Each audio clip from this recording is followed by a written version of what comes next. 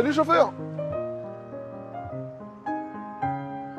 L'école Saint-Luc de Tournai voit le jour en 1878.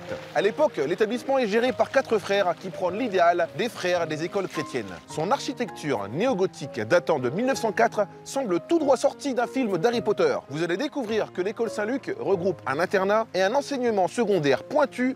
De Adamo à Danny Boone, cette école a formé un grand nombre d'artistes qui fait d'elle l'une des écoles d'art les plus prestigieuses d'Europe. En 1904, l'école Saint-Luc se déplace à 5 km de Tournai sur la route de Courtrai.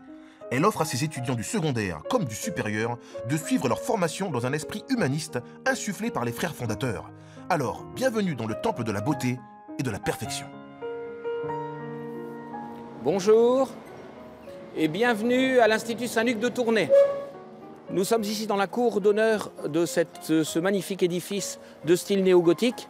L'école Saint-Luc abrite actuellement un enseignement secondaire de 1050 élèves approximativement, un enseignement supérieur, l'internat du pensionnat Passy-Froyenne qui abrite actuellement 350 internes.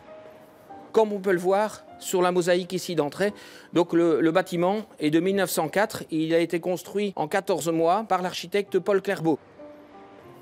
Voilà l'étoile qui correspond au symbole des frères des écoles chrétiennes inspiré de Jean-Baptiste de La Salle. En 1878, les frères ont été chassés quelque part de France, puisqu'ils étaient situés à Passy, près de Paris, suite aux lois Combes, qui voulaient vraiment la séparation du pouvoir politique avec les catholiques.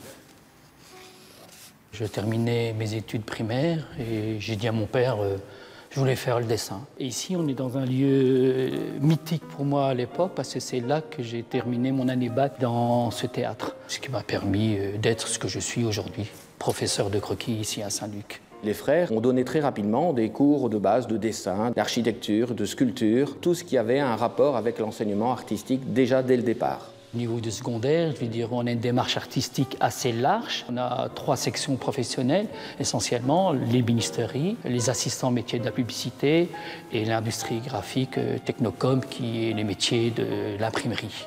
Ici, on leur donne une manière de s'épanouir et par le dessin, ils arrivent à s'épanouir, à reprendre confiance en eux et à progresser. Il ne faut pas oublier que le premier langage de l'enfant, c'est le dessin.